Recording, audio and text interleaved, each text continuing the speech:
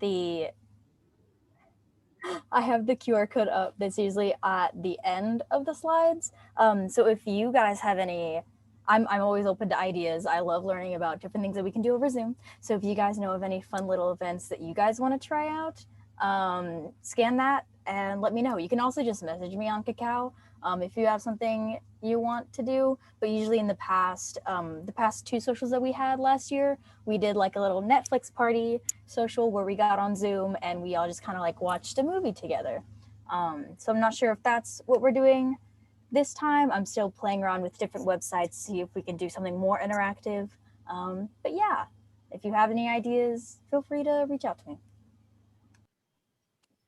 Thank you. So we're just going to get right on into it because we ain't got no time to spare. We got a lot of things we want to cover today. So we're going to start with conversating with starting a conversation about what it is like to be LGBTQ plus in Korea.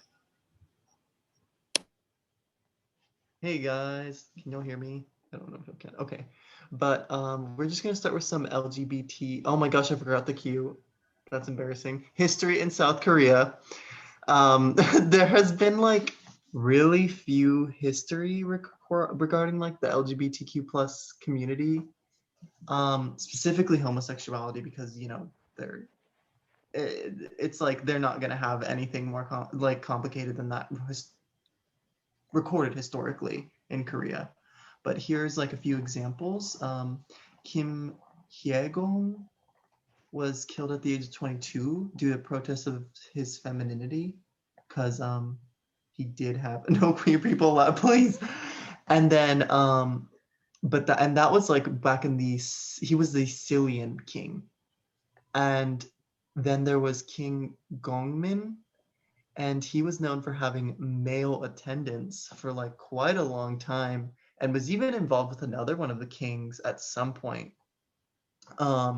So they were able to get away with it, I think, because they were royalty, because in contrast with women, Crown Princess Sunbin Bong was exiled and demoted to a commoner after founding to have had relations with her female maid. So like it's so, misogyny has been alive and well for a long time. And the fact that she, they found her doing it and they just like stripped her of all her royal titles, just, says what it says.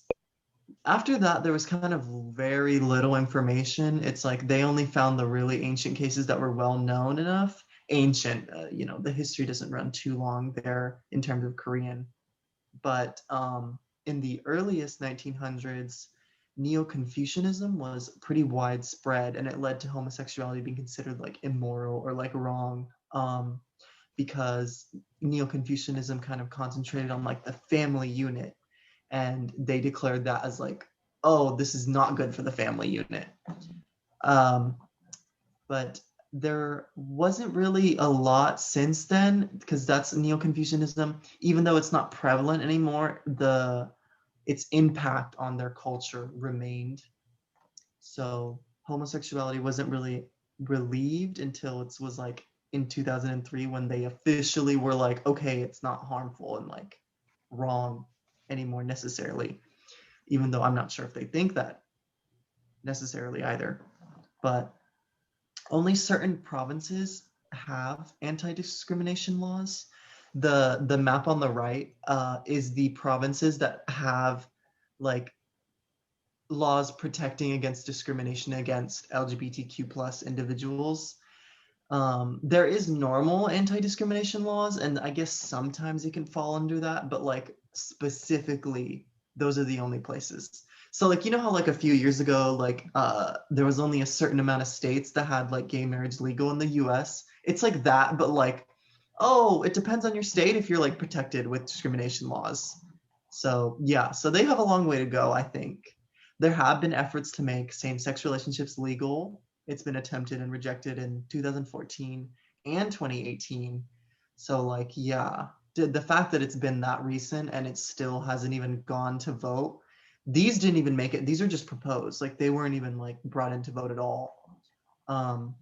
And in 2019, actually, a lesbian couple flew to New York to get married and they kind of spoke to like major news stations like KBS, and they had a front page article on Cacao Talk, and they got like a lot of hate comments. It was like 80% of the comments were negative, and there was like 100,000 comments. That's in like 2019. So that just tells you how really far that they need to go. The fear is that like these types of relationships from these people is that they'll ruin traditional society and family values, you know, the absolute dramatics that they do to where they think that it's going to ruin the way of life for some reason. But yeah. So hey, I'll be covering Pride festivals. So you kind of saw some relation between what Andres was saying and how like 2014, I believe is what you said, how same-sex marriage was trying to get legalized, and that same like the year after the Pride Festival was actually the parade was actually canceled due to complaints. So in 2015, complaints led to cancellation of the parade. While the festival and protesting continued, there was never a parade this year. It was brought back after the publishing of a letter to the president of South Korea regarding LGBTQ rights. So yeah, Pride festivals, you can see some similarities between like I'll compare it to Texas rather than the US because that's what I like have more knowledge of. You can see some similarities, but it just hasn't been like going on for as long, and it's not as accepted, I want to say. Like there's a lot of negativity surrounding like the festivals, and I mean you can see that in Texas as well, but you can just kind of see that there's a lot more with the pictures and everything. So yeah, it originated in the year 2000, and there was around 50 attendees. Like just imagine like 50 people gathered around and being like, "Woo, go gays," you know? So yeah. And then there was only one Soul Festival that lasted 1 to 2 weeks until the year 2009. So basically everything started in 2009, not 2009. It started in 2000, and then for 9 years it progressed in the one city of Seoul, and then it expanded into Daegu. And you can see that it's similar in the sense of like how there's like a Houston and Austin and a Dallas Pride. They didn't start expanding past Seoul until 2009, which is kind of like late to me, you know? And you could see that they're just kind of like a little bit slower than the US. US is already really slow as is, but like they were just slower than we were. And in 2020, the Seoul Queer Cultural Festival, that's what they call it. They don't call it like Pride or anything. They call it the Queer Culture Festival, was held online in September due to the spread of COVID. So yeah, it's been kind of like going on, stopped in 2015, and then went on again until 2019. And then COVID hit and they couldn't really have a parade or anything in 2020. But yeah, and there's a link at the bottom that's like a glimpse at what it looks like.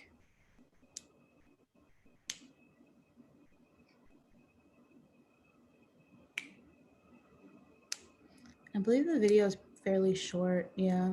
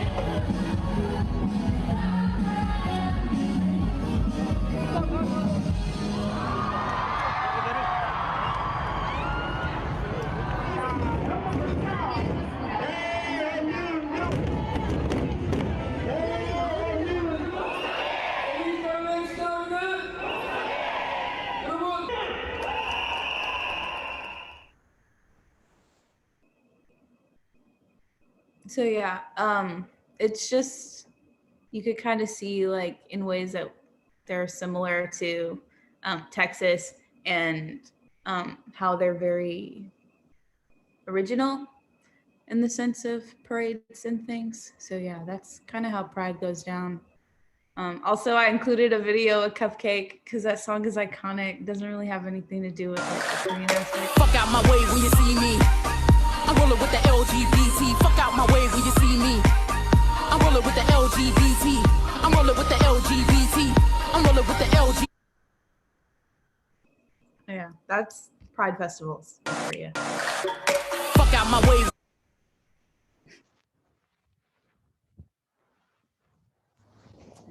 So now after all of that bad stuff, Pride is obviously good, but I'm covering some safe places that there are in Korea for people who are LGBT.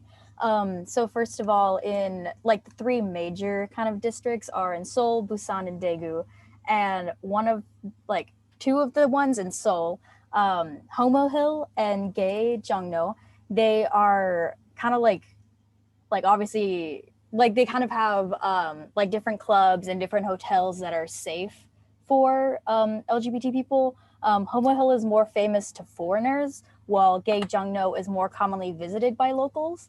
And then the Korea Queer Film Festival, it's an annual event held in July since 2001.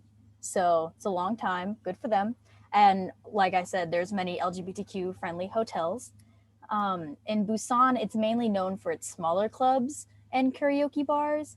And then Bomil is the gay bar district in Busan, and it is very difficult to find. And I think that's probably because they don't want locals to come and kind of harass them, but it's very difficult to find, even for gay people. And this district is different from like Homo Hill in Seoul. Where like here in Bomil, you would most likely just have a nice quiet conversation at a bar with a fellow homo rather than like partying the night away. And then the picture on the bottom is of Rock Busan, which is a gay bar in Busan. And then in Daegu, there's not much info about Daegu other than the Daegu Queer Culture Festival, which is held in June every year since 2009. And then I didn't have space on this slide, but I also kind of wanted to cover some popular like icons in Korea. So like Harisu, she was the first openly trans like famous person in Korea. And she is the second person to have medically transitioned in Korea. Obviously, we also know Holland, very popular gay man. And then I can't remember the specific name, but there's one like entertainer, like a comedian guy who kind of started letting people see that like gay people are okay, because he kind of came out as gay and wanted to show that like, you know, I'm still funny. You still watch me on like comedy shows and stuff like that. So yeah, those are just a few of the icons in Korea.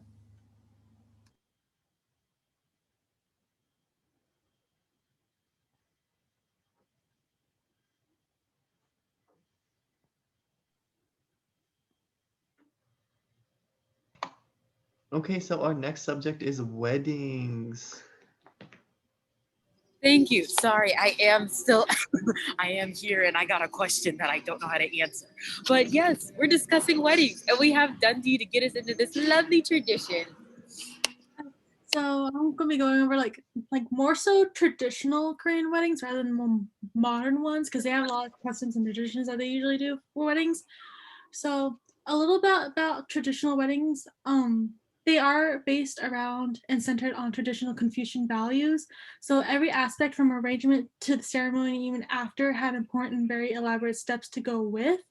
So like many traditional cultures, the marriage was decided by like elders before, and as in Confucian values, family and the customs of a family is placed above all else. Well. I'm sorry. I thought I could be subtle this week and put on my headphones. Ignore me. This is technical difficulties. You're not seeing anything. La la la la. Wow, isn't this crazy? The weddings are so interesting. I love the yes to the dress. This is just the Korean version. Wow, it's so slow. Wait, can you all hear me well anyway? I'm worried that the is just like going brazy with the music. Okay. This isn't even a good song. Okay. Oh. Got it. Connect it. Boom. Boom shakalaka. Okay. Move this. Move this. Press this. Move this back. Let that load. You got it, Michael. What was I saying? Oh yeah, the cousins of a family is like a place above everything. So it's considered like one of the most important passages of one's life, not only because it's not only the union of two individuals, but two families as well. And so it was way more so for elite for social status, like way back when. But yeah. So how long typically is a traditional wedding? So weddings.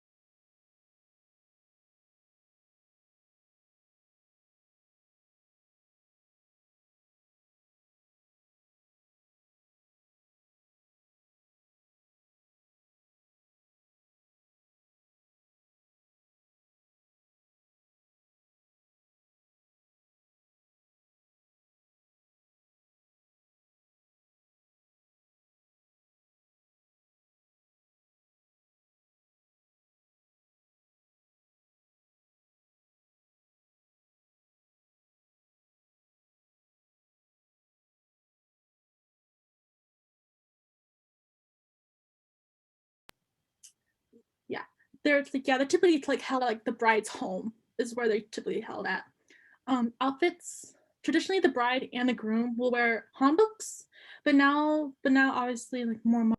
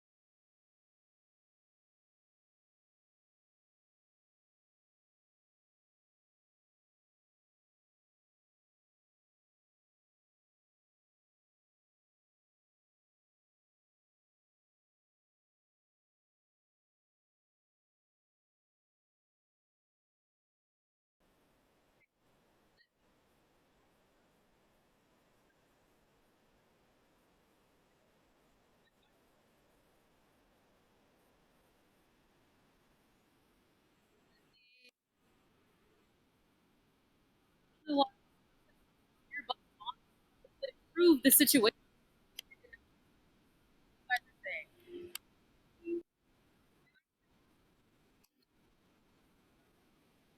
Yes. Anyone, can anyone hear me? Can you hear me? Or no? Oh, sort of. Oh, what?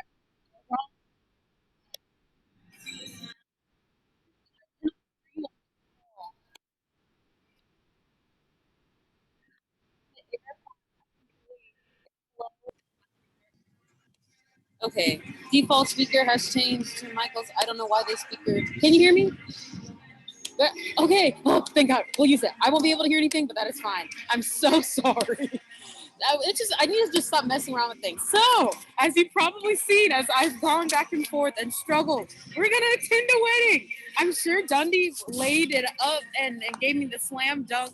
I don't know exactly what she said, but I know it was amazing. So let's just get right into it.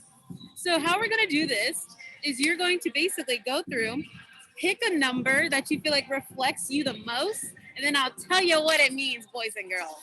So pick a brand that you feel like that fits you the most. You know, are you Forever 21 type of person? Are you more a Gucci? You know, just keep it inside your head, or you can put it in the chat on what number you feel like is for you. So I'll give you guys a couple seconds.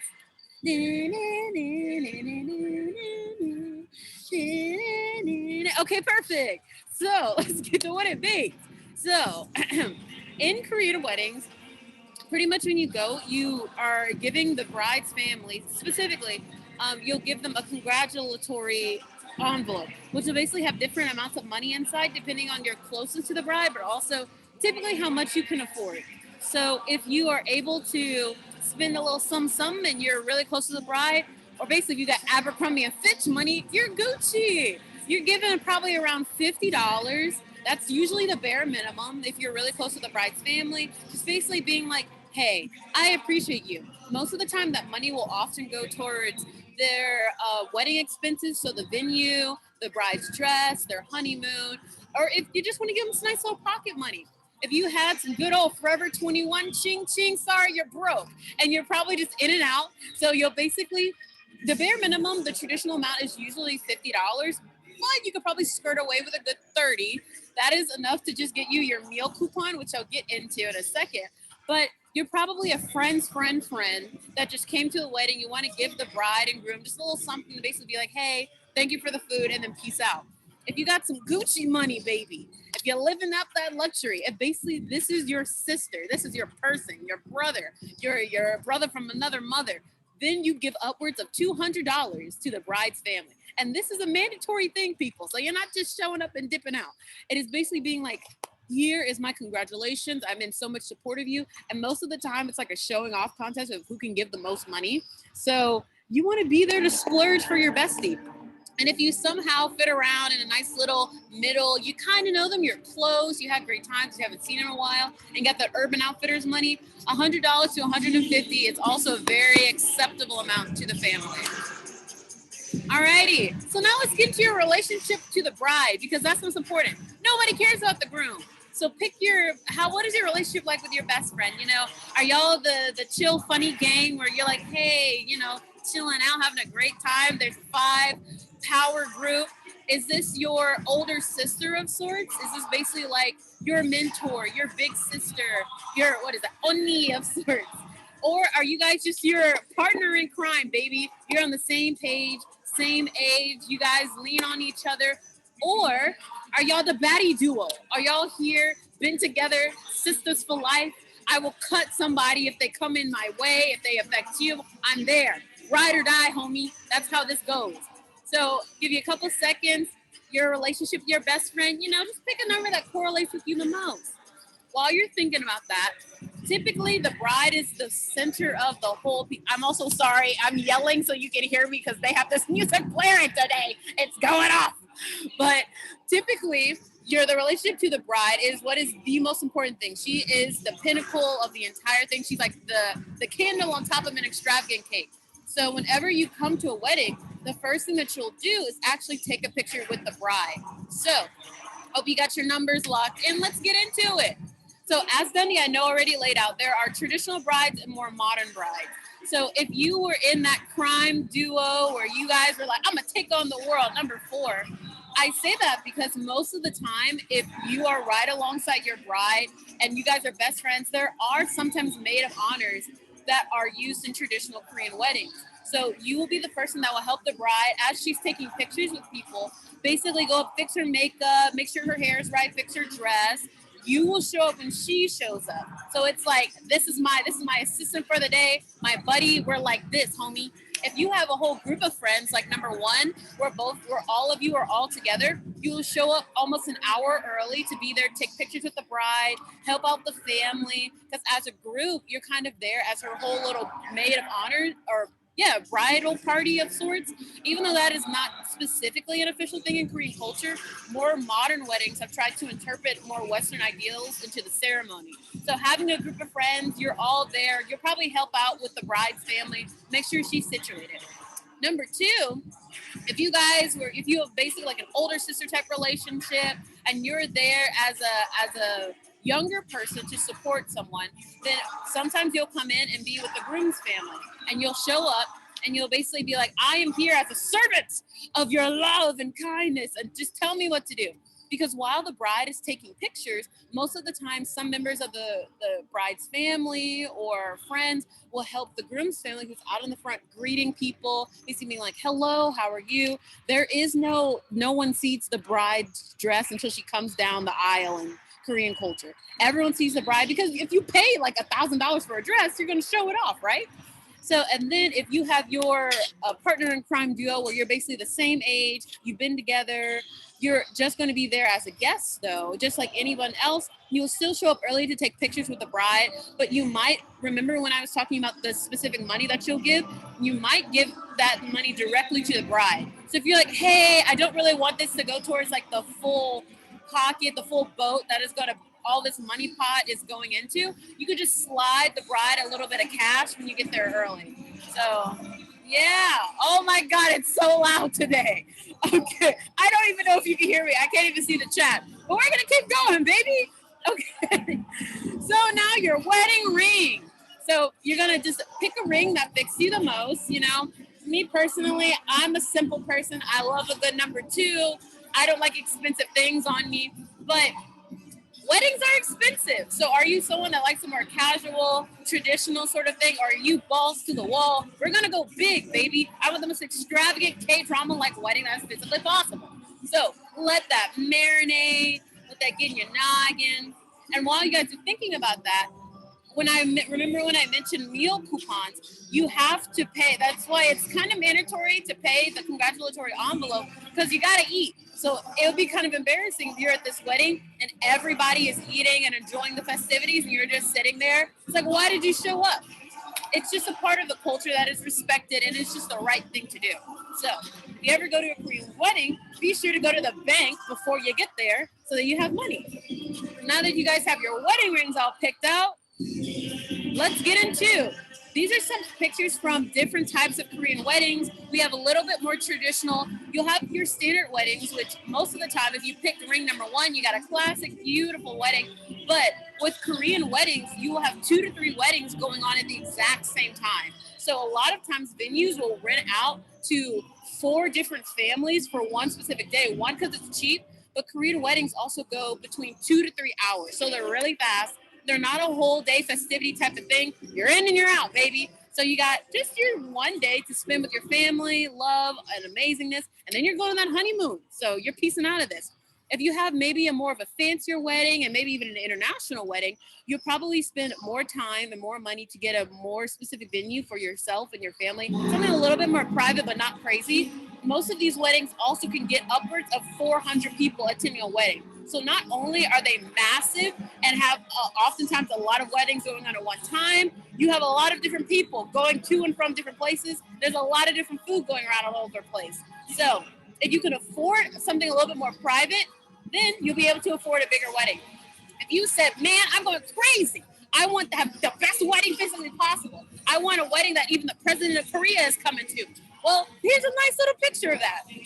Upwards of, I think, over $100,000 could be spent on weddings in Korea simply on the venue. So if you remember the congratulatory envelope that I mentioned, that money is all going back into trying to pay off this wedding. And if you just want something a little eclectic, a little different, not all Korean weddings throw flowers because that is more of a Western trope. But if you want to do things that are more along an international style, then you may have to pay a little bit of a pretty penny, but it's more so different rather than it is really expensive. So sometimes it's hard to find things at outlets in Korea that offer more Western style ceremonies because it's just not as commonly done. So yeah, there's a couple pictures. And for our last thing, so I'm not screaming in your ears anymore, pick an activity. As stock photos, we gotta love them. Pick an activity that you like to do on a normal day. So do you like, number one, listening to music? Number two, writing poetry or writing books, whatever. Are you a fan fiction writer? My sister is. Did not know that. She came out to me as a fan fiction writer the other day. I was like, oh, I did not know that. She's actually really popular. Okay, anyway, do you like to dance? Is tune your booty something you enjoy doing? Or do you like listening to podcasts? So give you a couple seconds, put that in the chat, think through it. Are you a 1, 2, 3, or 4? I'll just let y'all enjoy this music. It's great times. Right now the players are warming up. I don't know. I don't see too many cute ones out there, so I can't show off. But, you know, if you want to come to games, I'll be here. All right, moving on. So now there's a more recent tradition in Korean culture on that. If you're really close, again, with the bride's family, or if you're really close with the couple itself, you will do a nuptial performance for the bride and her family after vows are exchanged. So you might sing a little song, you might write a poem about the bride and her love for her husband and why their relationship is so beautiful. You might perform a little dance. I don't know if you guys remember, but IU went viral a few months ago for performing at the wedding of her backup dancers, and she did a dance for them. And it's so adorable and it was so cute to watch. Or you might want to do a little comedy routine. You might want to show the embarrassing moments of the bride. You got pictures of your best friend drunk in college. This is the moment that you show them, baby, in front of her whole family. So these are just some of the activities that go on in a Korean wedding. More than anything, love is love. Different cultures are super amazing. And if you're able to attend a wedding, period, it's a wonderful experience. I've been to more funerals than I've ever been to a wedding, but it's fine. So what a beautiful day it's been. Here's a glimpse into a real Korean wedding. Hi, Penny. Hi, Bob. Hi, 대견이 안녕하세요. How are you? 네? 어머, 누구세요? 누구야, 이분? 이분 누구야? 너무 이쁘게 하고 왔네. 안녕하세요. 어머, 안녕하세요. 안녕하세요. 안녕하세요. 너무 이쁘네. 내가 본 것 중에 제일 이쁘다, 진짜. 웨딩 사진 다음으로 너무 이쁘다. 지금 교육해야 돼. 우리 교육하고 있어. 다 습득하고 있어.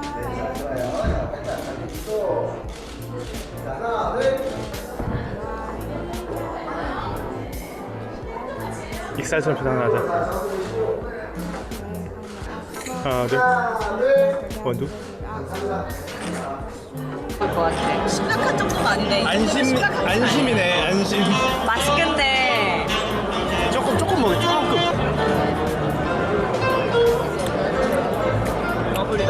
땡큐. So what you wanna hear? Cause I don't really care. Cause I got time to spare, but I don't got time to waste. So what's your music taste? Lot of trouble, lot of bass. Lot of trouble, lot of bass. Lot of trouble, lot of. Got my fire on my aux cord. What's your preference? Do you like so cute?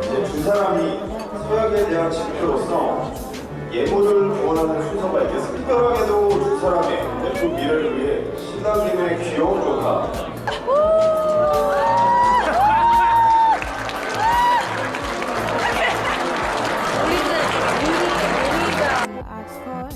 I speak like I graduated Oxford. And if you're questioning, if you're not sure, then hey, I got some time that we can talk more. I got more fire on my aux cord.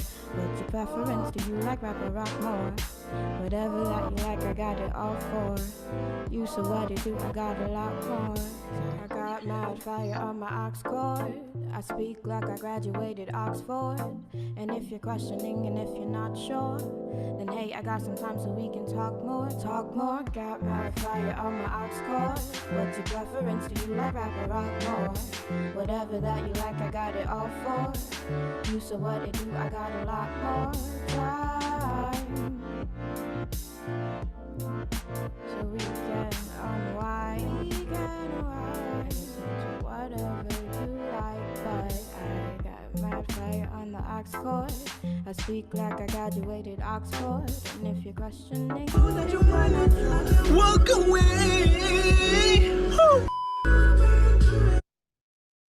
And that's a wedding. Yay. Moving right along. We have the dating realm of Korea. We probably hopped over some steps here going into weddings before dating, but it's fine. Everything happens for a reason.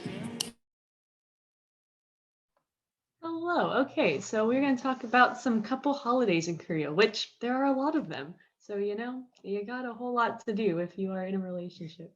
Also, like Christmas, that's considered a couple holiday more so than anything. So, but yeah, so just a couple of them. There's the 100 days celebration, which is basically where you celebrate 100 days of dating. And this is more so with like younger couples, but can also be with like couples in their 20s. Usually the man spends more money and sometimes there's like a ring exchange. But it can be like, you can even like hand make your own rings. And then there's Valentine's Day on February 14th, which is coming up. But this is different in South Korea than it is for us here in the US. On Valentine's Day there, only women give a gift, and usually it's some type of chocolate. And you can like make your own chocolate or get some kind of fancy chocolates. And then the next month on White Day, on March 14th is when the men return the favor and give a gift, and it's usually something a little bit more than just chocolates. But yes, there's a holiday on the 14th of every single month of the year. Not all of these are necessarily like couple holidays. Like Black Day on April 14th is actually for singles, and they eat jjajangmyeon, which are black bean noodles. So yeah, it is really cool. It's always on the 14th, you know? And then there's Green Day, not to be confused with the band, on August 14th, which is where couples would go to a park or some kind of a natural, nice green area and just kind of frolic around and enjoy life. But then also singles get drunk with friends with soju, which soju bottle is also green, you see, so it all correlates. So it's a big day for everyone. But yeah, with a lot of these holidays, they're all very like commercial, as a lot of holidays are here as well. Of course, like with Pepero Day, Wine Day. So there's a lot of buying things all the time. So yeah.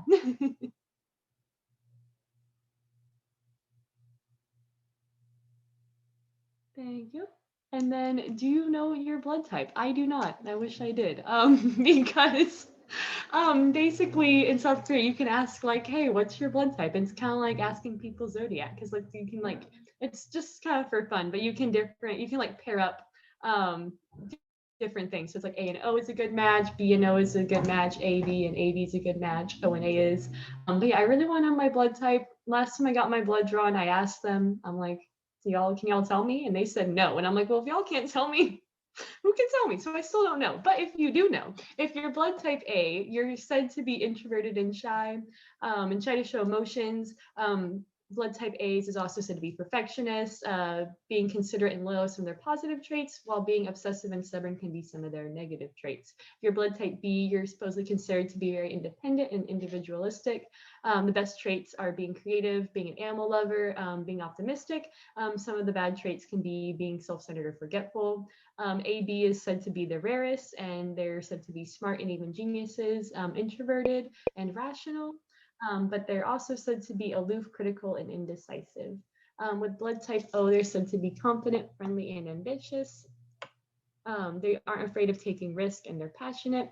But however, some people think they can be arrogant, insensitive, or vain. But yeah, this is all just like for a little fun personality type of thing, supposing by blood type. But yeah.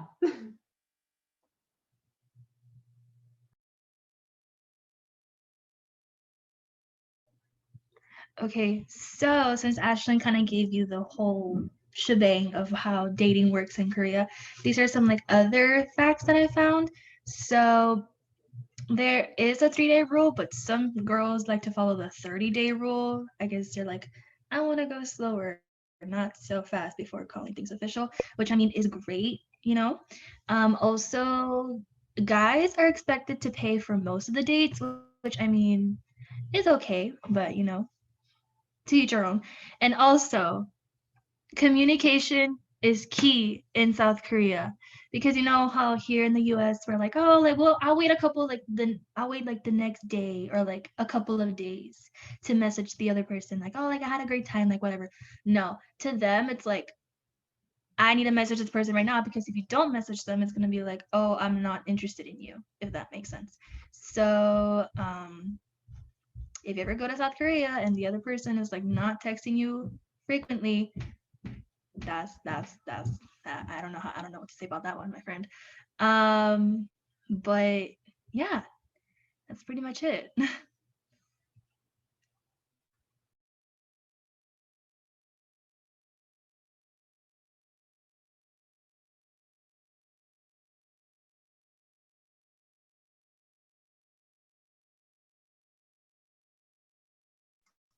Sorry. I forgot I was muted. Okay, we're gonna talk about hunting pochas or hunting pubs, or also known as booking clubs. So these pubs are basically dating apps in real life, but they're also a good way to meet friends. These pubs help you set up blind dates on the go. So they're popular around Hongdae and universities, and I believe Itaewon as well, since these pubs are more popular with people in their early or mid-20s. So this is how it works. So you go to these pubs, and the best time to go to would be 9:30 to 10:30. But if you want to get there early to grab a table, the best time would be 9 p.m. The IDs will be checked since, of course, they serve alcohol. So once you order your food and drinks, you have to make sure to tell the waiter that you're interested to be introduced in a blind date.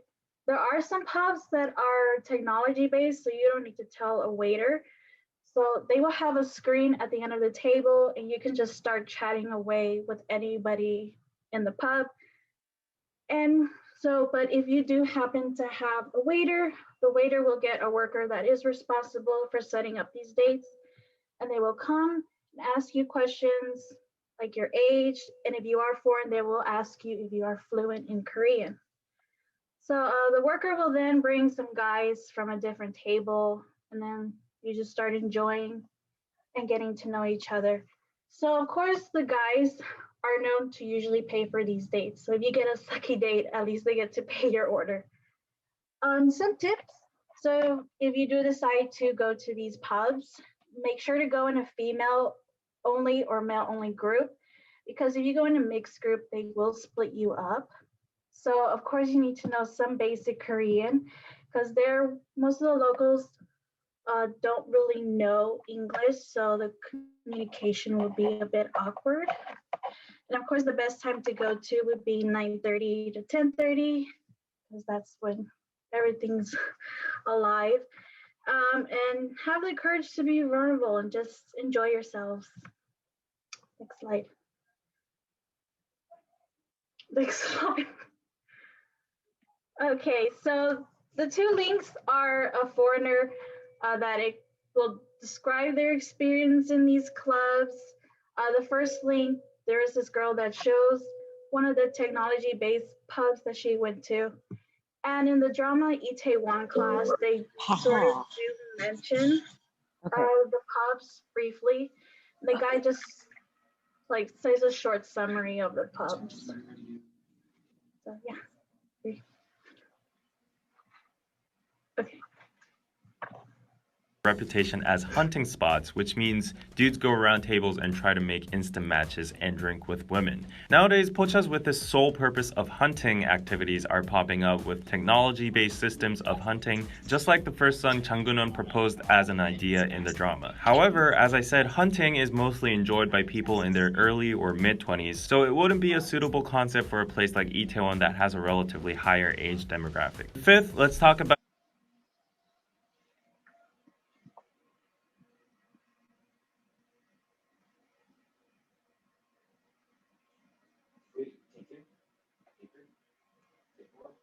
reputation.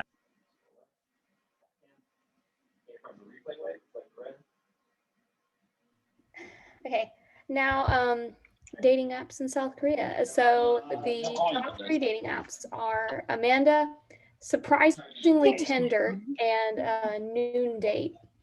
So Amanda is the most popular, which Jess, you told me Amanda stood for I won't date just anybody. It was something like that. Okay, so it stands for something like I'm not just gonna date anybody, which I guess is a pretty good mindset to have.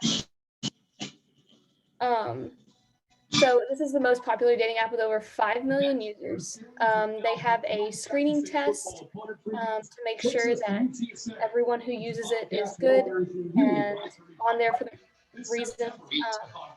They get screened by 20 completely random existing members on the app.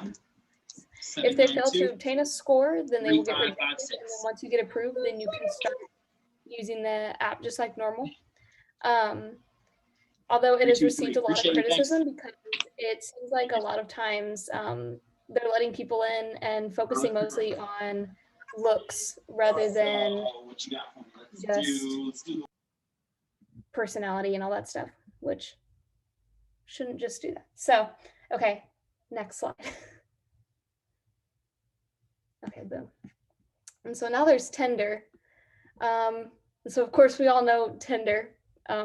South Korea did not accept the app in the beginning, but now it's been accepted, and they even changed their company's kind of, let me reword. The company changed its strategy to get it over into Korea to make it more appealing for them. It's not only one of the best dating apps, but it's also considered a great way to meet friends, which is interesting. But it's just me though. And then Noon Date is a much stricter app. So if they find anything fishy, anything weird, they will permanently ban you. Dang. It has 5 million users and is growing rapidly. So every noon, the app presents their user with 2 cards displaying their picture and a brief account of another person and their interests. And then wait, next slide.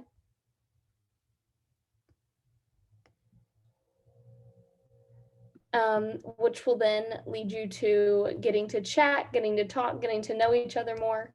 And so, yeah, obviously it's trying to just find the best match for you in a interesting way to keep you coming back. So, yeah, and then there's a video about 진짜 자존심 상하게 하는 앱이네요. 1차부터 외모로 거른다는 게 별로라고 생각해요. 누군가를 처음 만날 때 얼굴만 본다고 그 사람을 다 아는 것은 아니라고 생각해요. 네, 되게 맞는 말이고요. 당연히 외모로 거르는 거는 되게 별로죠.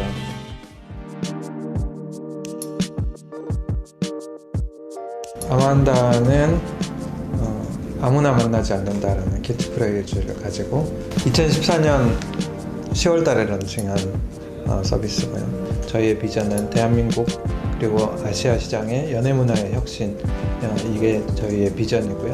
그거를 달성하기 위해서 저희가 이런 여러 가지 서비스를 통해서 소비자들한테 다가가고 있습니다. 우리나라 사람들이 데이팅 서비스에 가지고 있는 아니면 온라인에서 누군가를 만나는 거에 약간 거부감을 줄이려면 누가 봐도 좀 괜찮은 사람들끼리 잘 만날 수 있는 플랫폼을 먼저 만들어 놓으면 온라인에서 누군가를 만나는 거에 대한 좀 두려움이라든지 그런 것들이 좀 해소되지 않을까. 비전문적인 그리고 좀 신뢰가 덜 가는 이런 서비스밖에 없는데 내가 조금 더 잘 만들어진 믿을 만한 서비스를 한번 만들어 보면 좋겠다, 이렇게 생각이 들었어요.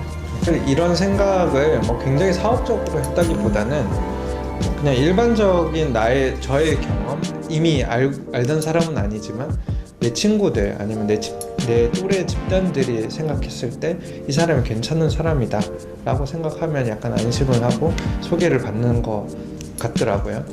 그래서 이제 아만다라는 것도 그러면 그걸 좀 시스템적으로 만들어 보면 어떨까라고 생각을 해서 먼저 가입한 그 또래들이 생각하기에 괜찮은 남성들만 들어와 있는 서비스는 좀 어떨까? 뭐 이렇게 생각을 했던 것 같아요. 그래서 거기에서 좀 아이디어를 얻어서 처음에 인기를 얻었던 게 뭐 그런 얼평 앱이다라고 해서 이성이 평가를 해주는 거는 세상에 없었기 때문에 그게 너무 신기했고, 앱을 써보시면 아시겠지만 이 사람을 나타내기 위해서 이 프로필의 길이가 엄청나게 길어요. 정말 이게 스크롤을 계속 내려가야 돼요. 외모로만 저희가 평가를 하고, 유저들이 평가를 하고 있지는 않다. 모바일 시대로 넘어오면서 되게 많은 오프라인에서 우리가 원래 하는 행동들이 모바일로 많이 넘어왔잖아요. 예를 들어서 뭐 전화를 해서 배달을 한다든지. 이 소셜 데이팅이 사람 한 명 한 명한테 주는 의미는 배달앱, 택시앱, 뭐 쇼핑앱 이런 거가 주는 편리함과는 다른 의미인 것 같아요. 인생을 더 윤택하게 할 수 있는 한마디로 복권인 것 같아요. 무한대로 긁을 수 있는 것과 잘 긁으면 정말 내 인생이 바뀔 수도 있고.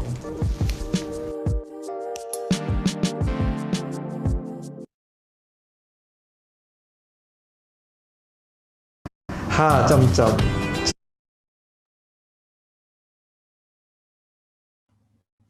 Yeah, so that's all for our meeting today. Like it says on there, subscribe to our YouTube channel, follow us on social media. We have our Instagram, we also have a Twitter account, pretty much the same handle. Yeah, and we'll just keep, Michael will keep kind of uploading different dance covers as she gets them done. So make sure you watch them, hype them up, because they're going to be amazing. Yes. Yeah. Oh, the Masu Leadership Summit. Who put this slide? If you want to talk about it.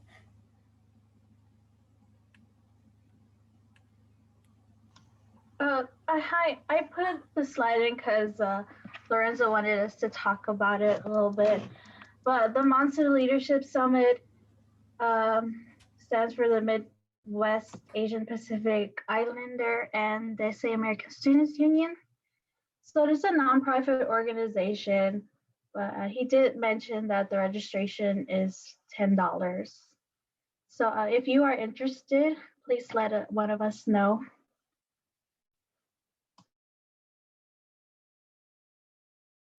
Nice. So yeah, once again, thank you for joining us. I hope you had a great time at this meeting, doing the little wedding dating doors and things like that. Andres, what was that? Once again, don't forget that our social is next Saturday with me. I'm very excited. And if you have any ideas, don't hesitate to reach out to me. But yeah, I hope you all have a great weekend. I'll see you next Saturday at the social, but if not, we'll see you at the next meeting. Not this next Friday, but the Friday afterwards. So yes. Thank you all so much. Bye.